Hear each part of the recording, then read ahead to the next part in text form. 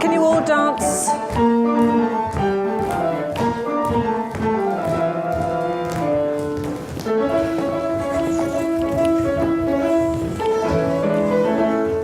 And here you're laughing. Yes, exactly. I think it'll help a lot with that gap.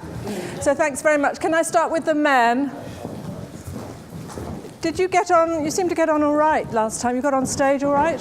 Yeah. Raphael? Yeah, good. Yes. Okay. So girls, I think this production is very popular because it's a very classic production, and I think it delivers the story in a very meaningful way. It's very accurate psychologically. I think Richard really thought about it, and he delivers the story, and we believe it. It's set in the period, and it's very sumptuous to look at as well, and the whole thing satisfies you in every way, through your eye, through your ear, and through your understanding of the psychology of relationships. When Richard Eyre conceived the opera, he met with me, this is many years ago, and he explained to me his ideas of what he thought should be happening in terms of the Spanish party, how he conceived that. And he conceived it that they were Gaston, who sort of organised the party for Flora, has gone out and he sort of got some street gypsy women to come and dance at the, so that's why they look a bit sort of, they should be very poor, they're outsiders, they've never been anywhere so rich. They come and they dance, they're paid to come and dance.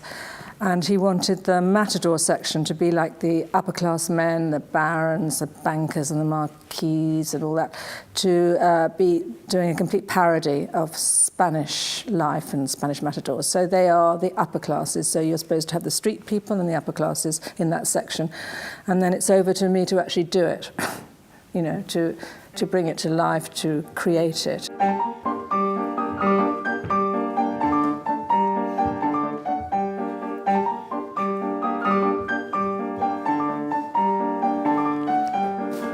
My favourite part is being a matador, I think, because it's a very fun part. It's a part that allows you to play. It has its certain points and moments where you need to keep to the music, keep to the story, but it allows you an element of expression, playing, and general good fun, because I'll reveal the secret. At one point, I come on, I pretend I'm, you know, matador, and then I turn into a woman.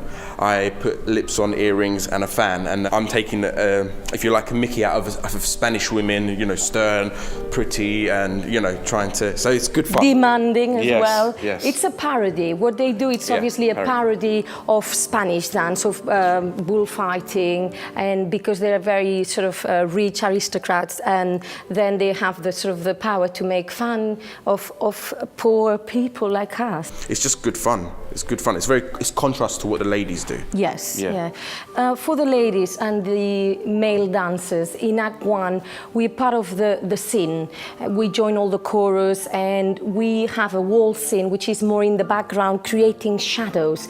You have the sort of the big scene at the front, the brindisi, the famous traviata brindisi with Violetta and Alfredo, and then all the dancers move to the back and dance the waltz, and we create these lovely shapes in the background for the guests to admire. And then in Act 2, the female dancers particularly are very featured in the Spanish section, and we play the roles of gypsies, and our role is very intense, because we want to go to the party because we've been paid to be there, but we don't really want to be part of this high-profile, high society. We belong to a different society. So our body language, our movement, flamenco, Spanish, obviously represents the sort of the dilemma, that sort of strength, that intensity, that we don't want to be touched. We want to be strong and firm and stand our ground.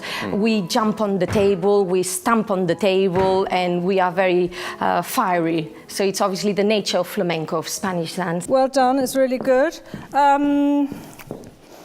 I would like a little bit more noise when you make heels. I think you'd have a bit, yeah?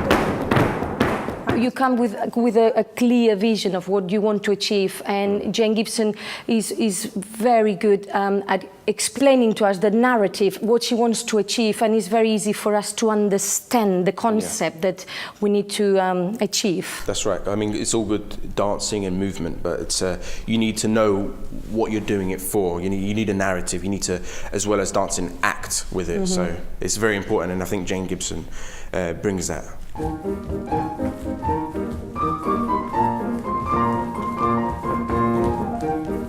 I think we use our body as a tool of expression to tell the narrative, and when there is movement, it's very pleasant for the eye of the audience. You know, they like the color, the movement, and obviously it gives them a break from the singing. The singing is still very featured, obviously is the main feature of the show. Yeah. However, the dancing, the movement brings another dimension, another layer. If there wasn't any movement, it would be a concert, obviously. The ideal is to marry these things together so that they're a perfect marriage of music and movement and meaning.